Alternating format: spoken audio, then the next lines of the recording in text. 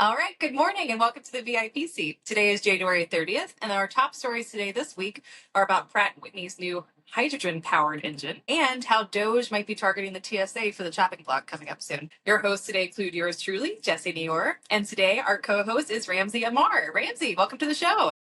Thank you very much for having me today, Jessie. I look forward to it. Awesome. All right, folks, sit back, buckle up, and let's take off.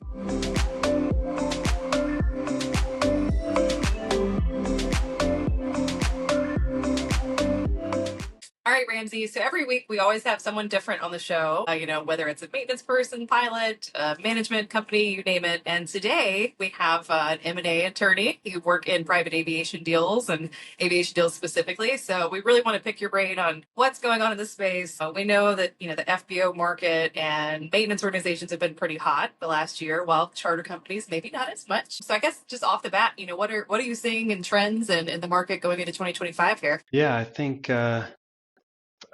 first of all, I love all the other people you've had on the show.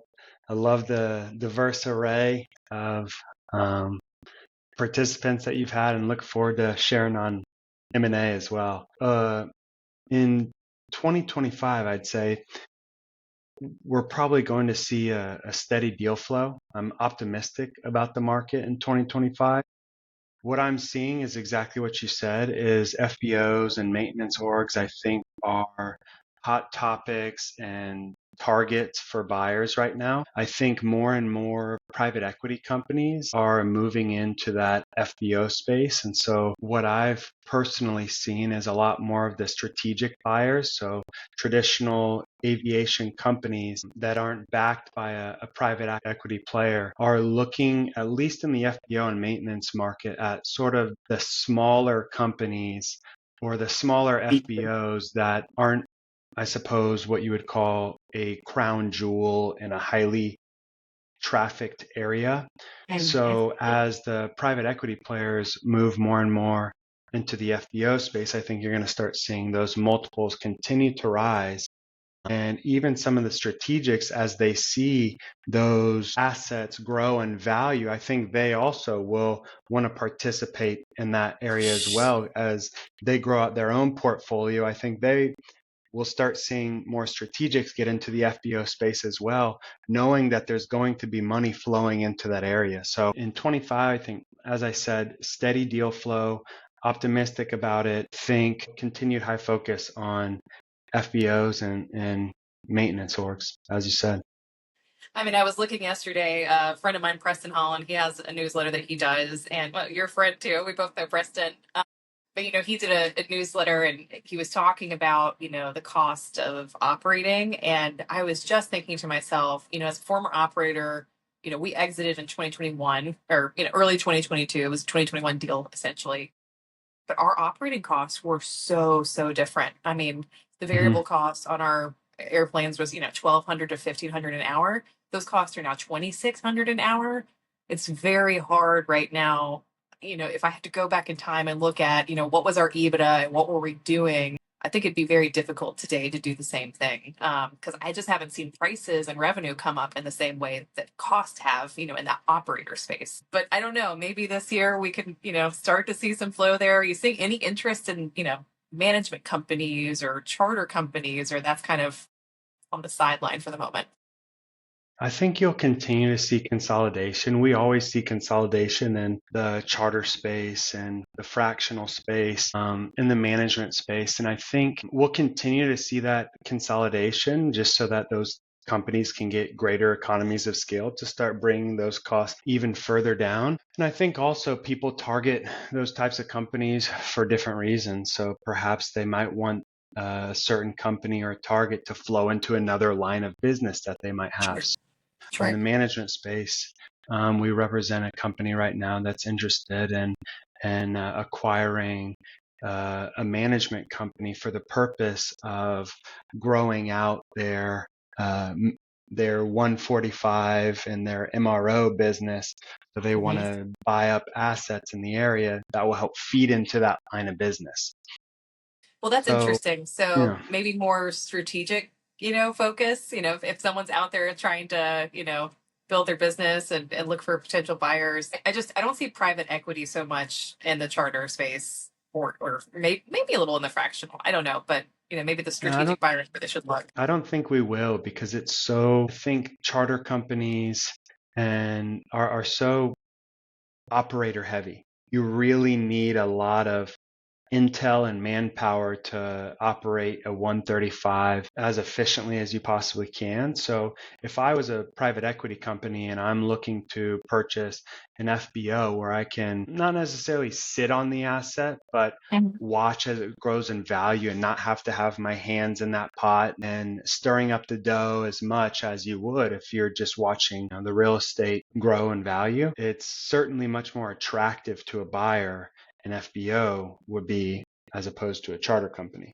That Yeah. said, I think you will start seeing, as I said earlier, more consolidation in the space. And there in 2025, I think we'll see an uptick in deals because last year I would say was perhaps a little bit slower in the middle of the year, especially as we were uncertain. Many of the buyers and sellers were uncertain about what would happen with the election and what that outcome might be. But I think now that we have greater political certainty and market certainty related to that, I think we'll see some of those deals that had been suspended in 2024 start coming to fruition. Interesting. I mean, and there's been a lot of, for non-finance folks out there, there's been a lot of dry powder over the last couple of years. That's funds Mm-hmm. available for investment, but really not executed in any way. They've had a harder time, I think, finding deals. I mean, maybe this is the year where some of that really starts to get executed. That would be pretty exciting.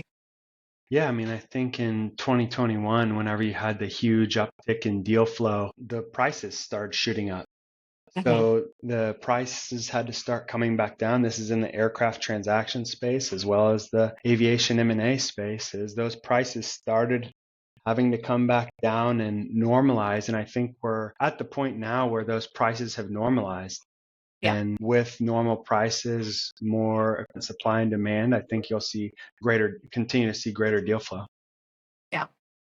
Well, it's exciting. Yeah, that tech space as well. Actually, we didn't really touch on that, but I do know a lot of deals have been happening on the, aviation technology side. I'm sure that will probably continue through this year too, because we all need more efficient operations. And maybe that's a little more like the mailbox money versus a charter company. Like there's operations involved, but it's not as complex, perhaps, from a people perspective.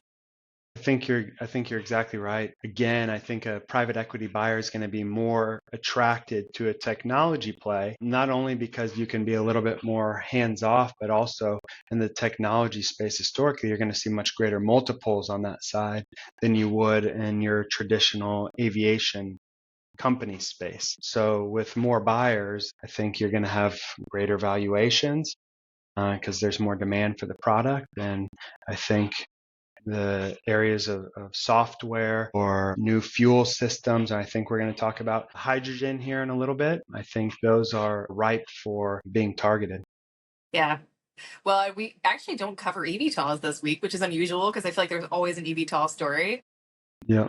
But I mean, just to pick your brain a little on that, it feels like some of the investment enthusiasm is drying up a bit, just because expectations of when these things are going to be ready to go are drying up a little bit. I mean, what's your take on that? We represented an eVTOL manufacturer and that was taking on significant amounts of investment and it just takes time.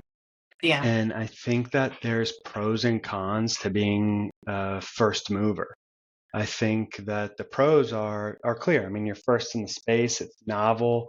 You can claim the IP. You're the first brand in the space.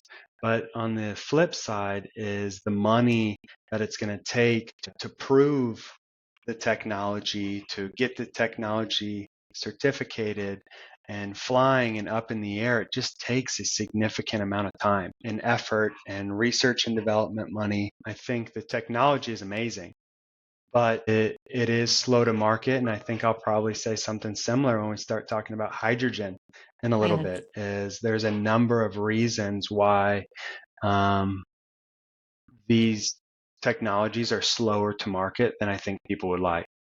Yeah, it's not the 5-year horizon that private equity is usually looking for, so that's not happening. All right, cool. Well, thank you so much for that update. I think it's really helpful. We have a lot of listeners that are, owner operators trying to figure out, what's the best play and approach when they want to exit one day. So I think that's helpful context for now. And I do hope we start to see some reinvestment back in the management and charter group at some point, but costs are pretty high today. We need to get our EBITDA and our earnings back up a little bit, I think, after all these costs have increased. I believe in them. I believe in the charter operators. They've always found a way in the past, and no matter what, though, I think it's a space that's fragmented. I think both regionally and from an industry perspective. So I think that there will always continue to be consolidation in the space. So there will always be some activity and companies to keep me busy. Great. Let's take a moment to talk about an exciting step forward in aviation sustainability, Fuel Zero. This program is redefining sustainable aviation operations. As the only sustainability program offered by an aviation fuel supplier, Fuel Zero simplifies the net zero journey for operators of all sizes. From assessing emissions to reporting carbon footprint reductions, it gives you unmatched direct access to innovative solutions like sustainable aviation fuel and carbon offsets. I hear it all the time from operators. Sustainability is this big buzzword, but it seems out of reach. Well, Fuel Zero helps you make sense of sustainable solutions, including what they are and how they work together to help you achieve measurable goals. But it's about more than hitting goals. It's about leading meaningful change. Discover how Avfuel is making a sustainable future accessible at avfuel.com/zero. That's avfuel.com/zero.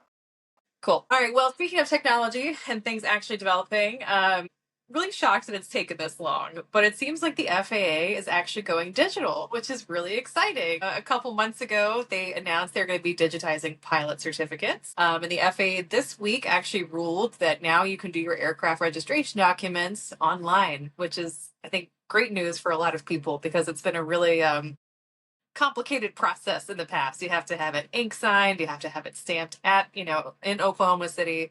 So Hmm. that's some positive news for the FAA, I guess. Yeah, I'd love to see it. As an aircraft transaction lawyer as well, we do, a ton of deals every single year where the closing just feels archaic. An aviation M&A deal is those deals don't have to follow the whole, wet ink signed or historically wet ink signed process that you do in an aircraft transaction.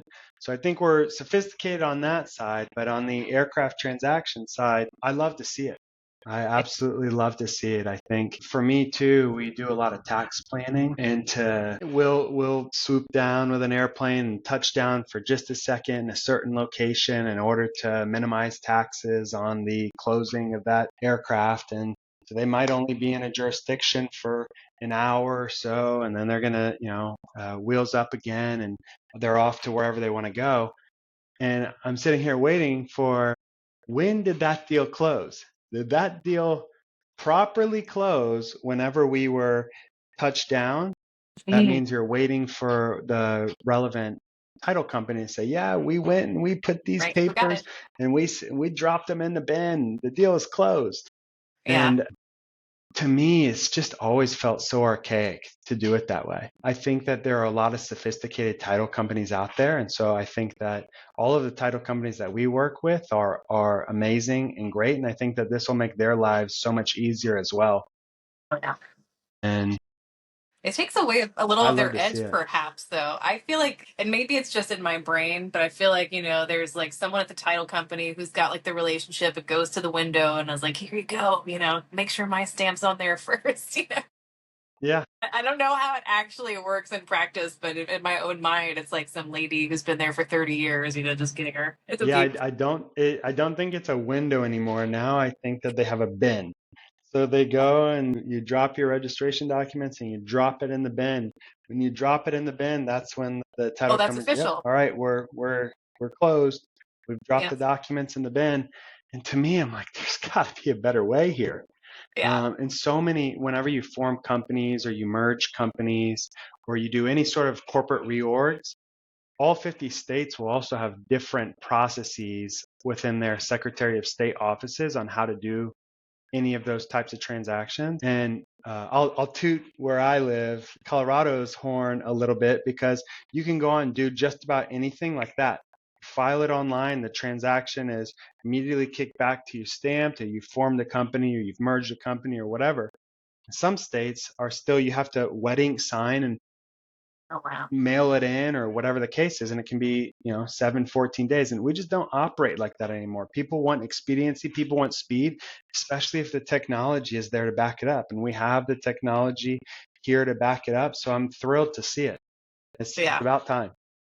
Oh, that's so interesting. See, now in Florida, I'm a Florida resident. Yeah, it's the same way. You can file stuff online. It takes 2 seconds. So I guess it's just each state to his own. But maybe they'll all get there one day. If the FAA is progressing on this, I feel like anybody can. I think so, yeah. And I think from a legal perspective, and title companies and anyone who's doing aircraft deals, I think we're just all going to have to be cognizant of the old way of doing things and the new way of doing things. And whole aviation attorneys and everyone who's in the space is just going to have to continue to track what's happening here. It's definitely relevant in my world, Oh, yeah. because the difference in, as I mentioned earlier, the difference in closing in one location as opposed to another can be millions of dollars, literally millions of dollars.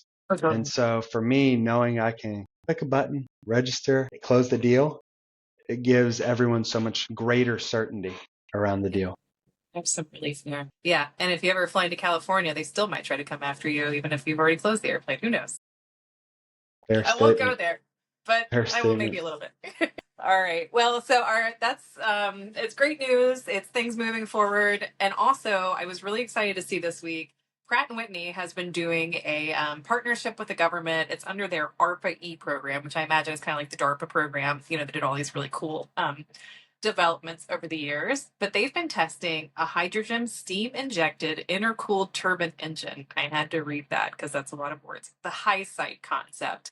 But this is really cool. I think everybody understands the limitations in terms of batteries, and how much power we can pack into an aircraft. Everyone's always looked at hydrogen and said, wow, what a great solution. But it's got some cons. The Hindenburg, it's very flammable. It's rocket fuel. It's a dangerous propellant. Mm-hmm. But, Pratt and Whitney, and I'm sure there's other people working on this, but they're starting to come up with the idea of how do we take the pros and the cons of this fuel and make it work the best, for these turbine engines. But what they've figured out is, potentially it has the potential to reduce energy use by 35%, because a byproduct of hydrogen burning is water. So they're using water to somehow push that back into the engine and make the system more efficient. I'm not an engineer. I don't pretend to be, so don't judge me if I'm saying this wrong. But in a nutshell, that's what I understand. So it's pretty cool. I think we're still a long way away from hydrogen power, but at the top of it looks pretty interesting. Yeah, I think it's a similar conversation that we had in the eVTOL space. Is there's a number of reasons why I think the technology will be slow to come to market. I think you've got to, first off, with it being so highly flammable, you've got to make sure it's safe. So the certification standards have got to be super high on making sure that it's a safe product, and you slowly introduce that to market, and that you have the regulatory backstop in place to certificate it. You have the technology first, and then you have the regulations to back it up. And that historically with the FAA just takes time for them to get comfortable with new technologies. And I think also you have infrastructure development around, an eVTOL is going to take off and land differently than a normal aircraft. And I think hydrogen powered aircraft will take off and land and refuel differently than a normal aircraft will as well. So you have to deal with the infrastructure development side of things as well. So I love seeing new technologies like this. I am not very bullish on how quickly they come to market. Yeah. And even, I was watching a video of them talking about this project 2 years ago. They've just now kind of gotten to like a significant point in the project. And they even mentioned then, like, look, the airplanes and commercial airliners specifically that we're building today, those airplanes are going to be used for the next 30 years. So anything built today is not coming to fruition, in the next 30 years. So we look at, hydrogen powered aircraft. Hydrogen is going to be heavier. So how do we deal with that? It's going to be much more expensive potentially, because even though hydrogen is abundant, there needs to be a process to collect it. That's also energy intensive. There's always been a lot of things why people say hydrogen is not a good solution. But, if this engine is proving it can be efficient to the point where you're reducing costs. Who knows? But we'll have to see. I do think there's an opportunity for business aviation specifically because I don't think we have as long a life cycle of production. Or maybe I'm wrong. Maybe like, the Embraers or someone out there, if this new technology was available, it'd be easier for them to build a clean sheet design around it. But who knows? I guess we'll just have to see, 20 years from now where this ends up. Fair statement. I think I'm 20 willing to years from wait now is probably a good estimate. I don't a think minimum. anytime soon. And I think It with is cool hydrogen though. too, very, very cool. But additional protocols around the significant flammability of hydrogen. So Yeah. when you think about how dangerous it can be for something to ignite up in the air, I think there's going to be far more scrutiny over certificating a product like that. Oh yeah. Well, I mean, look at, even all the legal cases that have happened around, fuel tanks combustibility, and especially in the helicopter world, that's caused a lot of, really bad fatalities by not having like crash resistant tanks. Like there's so much that goes into it. It's like the engine is kind of step one and then everything else has to fall into place on top of that. But I mean, at least it's an efficient fuel. I gotta say it's more efficient than batteries. So we'll see. I like seeing innovation in the space. eVTOLs, hydrogen. I love seeing it. Again, I think I would go back to that first mover. Is the first movers in the space, the second movers are going to be watching those first movers with a very keen eye as to what they're doing right and what they're doing wrong, and letting those first movers perhaps spend more of the money to R&D it and to spend on lawyers to get it certificated and all of the operational aspects you have to go through to certificate a new product. And I think that's to some benefit to the second movers in the Yeah. space. Yeah. Well, I love it, and I think this is going to have to come from, government, private investment, like this partnership with the government here working on this. I'm so glad to see it, because if we're not innovating, I think, we have a goal of, net zero sustainability one day. I mean, hydrogen fuel actually gets you to zero emissions. So if there's a way for the whole aviation ecosystem to be sustainable, that could be a decent way, but it's through innovation and not through just, canceling flights or doing any of that. Like, let's keep fueling the innovation of the technology. Let's not, you know, cancel private jet flights in Europe over this. Like, let's be smart about it and grow our economies and grow our businesses and do well. I agree with you, and I think it's a wonderful step in that direction. Yeah, for sure. All right. Well, speaking of government and their influence, it's going to be a lot coming at us the next 4 years. That's for sure. It's already been a very eventful couple weeks since the new administration took over. And I'm now watching Twitter or X because there's all sorts of posts every day and back and forth. And when you have Elon Musk running Doge, it's going to be interesting to see like what he actually suggests. But this week, Senator Mike Lee said that we should get rid of the TSA, that we should privatize it. For those who don't know, it was a private entity up until 9/11, and then the TSA came in with the Department of Homeland Security, and Elon Musk retweeted the tweet, said, "Oh yeah, it would be better if it was privatized. We'd save money. Let's let the airlines pay for it." So I don't know. What do you think? Do you want the TSA to be privatized, Ramsey, or should we keep it as is? I think there's pros and cons to that argument of whether it should be privatized or not. I mean, I think we have a history around it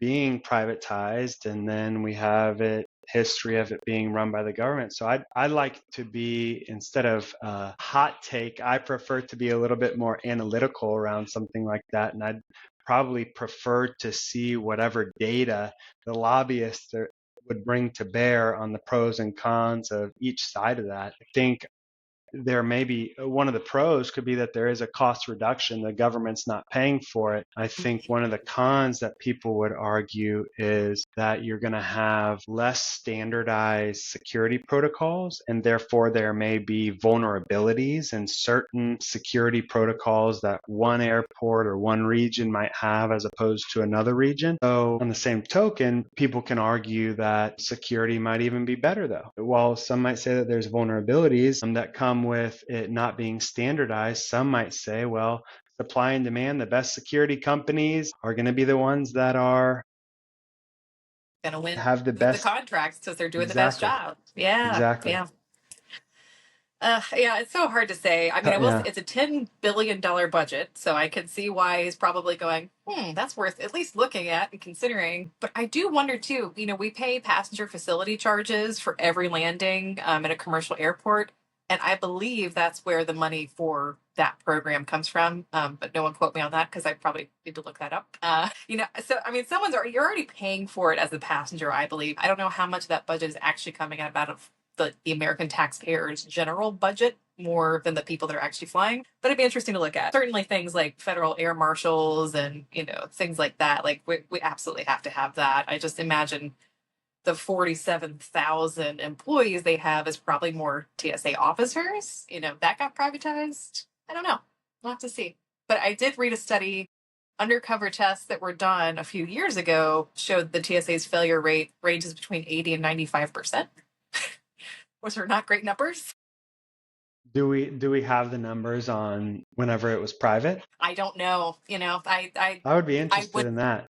I would be interested as well. And I think Doge, or what's the group, the Oversight Management Bureau, OMB. I think someone should definitely, take a look between those two. We don't want to have, government agencies just because it looks good. Post 9/11, we really wanted to take control of our security. But if it makes more sense, it makes more sense. I don't know if it does or not, though. They're going to have to figure that out. Yeah, I mean, I think the paramount concern is clearly safety.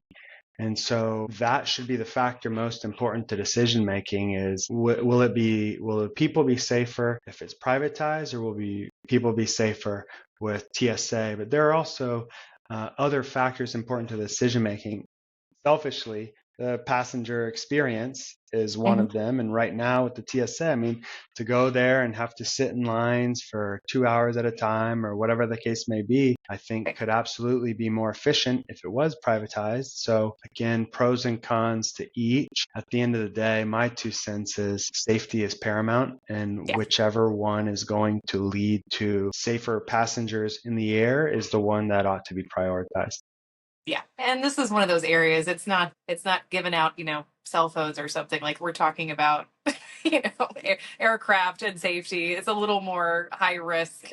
So maybe that's one of the ones lower the total, but we'll see how it goes. All right. So our last story of the day, and this is kind of happening. I think Textron's the first, but it seems like Q4 was a little rough for manufacturers. I think this all makes sense. We saw so many strikes last year. Textron specifically had, a strike in Q3 that was going through Q4, but it really impacted their deliveries this year, and they've had to adjust their guidance for next year because of that. But I mean, they do say they're on the mend. Parts are not as much of an issue anymore. They're starting to get back to full capacity, but I think we'll continue to see those. Bombardier hasn't done their earnings yet, but if I had to guess, they're probably maybe not in the exact same situation, but we might see the same thing coming up with them. But we'll see. I think with seeing the Q4 deliveries go down, I think the year prior when there wasn't as much emphasis around a new administration, Q4 historically has always been really hot, Mm-hmm. especially with bonus depreciation sunsetting by 20% every single year. I think it continues to sunset with the current laws in place. So last year was 80% sunsetting down to 60% this year. I think with the new administration coming into place, a lot of buyers who think that Trump was a little bit more, not a little bit, a lot more emphatic about bonus depreciation staying or being bumped even further. If Kamala had come in, I mean, it would have continued to sunset down to zero. And if you have Trump coming in, you have it potentially going up to 100 again. And then there's the question of, does he make it retroactive at all to Mm-hmm. bump bonus to 100% for any of the years prior? So for us, it was deals that, especially after we knew the outcome of the election, deals that historically we feel strongly would have been incentivized to close in 2024 are getting pushed into Q1 of 2025.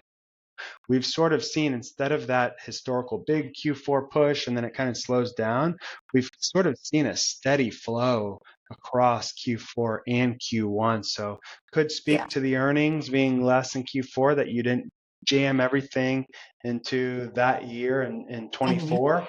And it was more normalized. So perhaps where they might have felt more pain in 24, it might be a stronger Q1 in 25. True. Yeah, I mean, I think they've got pretty solid demand. For one, they have NetJets orders. They say they're coming in every month, which I was like, oh, that's interesting. They don't do big packages. They, kind of consistently order, which is great for the manufacturers. But yeah, I mean, they say that those are doing well. The Bell helicopter line they have is doing well. For those who don't know, they create ATVs and off-road vehicles. They say there's some softness in that market, which I was like, interesting. They've got like some military support vehicles that they do. So there's some softness, I think, in that part of their business. But it seems like, I mean, new jets at least are doing well. I just don't think they have the capacity to really produce them right now. But maybe too some demand softness, just waiting until the all coveted 100% depreciation comes in next year, which I think everyone anticipates at this point. I think there's probably no doubt that that's going to happen. It's just a matter of when and how long, and will it be retroactive. Everyone's talking about it being retroactive. Like, I don't know if anyone actually published that or said that, but everyone's like, yeah, I think they'll do it. So we'll have to see. Well, what they had tried to pass prior on the bonus depreciation front, it would have made the prior year retroactively bumped up. Yeah. Okay. So that's where it's coming from. So if I think with the way President Trump thinks about taxes, especially with him recently saying we might abolish federal income taxes altogether and push those taxes over to the tariff world, I think as many tax breaks and cuts that he can push into the economy that he may. So I tend to agree with those that think that it will be made retroactive. But on the same token, not a for sure thing. And so for those that had more confidence that he was going to pass something higher this year, it makes more sense for those buyers to push their acquisitions into 25 than leave it in 24. Yeah, we'll have to see what happens with manufacturing long term too. Cessna's producing a lot more aircraft in the United States, with the exception of Bell. I think most Bell helicopters are produced in Canada. But if Mm-hmm. those tariffs start to actually rear their heads, and what happens there, it'll be True. interesting to see how they do. It's just going to be a wild ride the next 4 years until we get some rules on the books. Watch out. Who knows? Yeah, I agree. I mean, in his first day, what did he pass? He passed dozens of executive orders where we have government contract clients that basically the executive orders came down and said these agencies are no longer paying for any of the government contracts that are targeted towards DEI, for example. And so there's a lot of uncertainty. You should see my email inbox right now about the uncertainty around what these executive orders mean and how to interpret them, and what does that mean if you have a prime contract that is targeted by one of those executive orders, and how does that then flow down contractually to all of the subs underneath that. Is he's going to be keeping us busy. That's for sure. He's going to be keeping the lawyers busy here for a little while until we get Oh greater yeah. certainty around what exactly is happening. No, for sure. And then, the federal judges that are putting injunctions in place, and who knows what else. So you have job security, I think, for a few years For a at little least. while, I agree. All right, folks. Well, we're going to wrap up the pod today. We love to keep things short and sweet for your morning commute, so you get all the information you need for the week for Biz Aviation. Thank you, Ramsey, for joining us today. It was a blast. Love picking your brain. And if anyone wants to reach out to you, I'll make sure I put a link to your information. But comments and suggestions on what we should cover next are always welcome. And we'll see you next time on the VIP seat.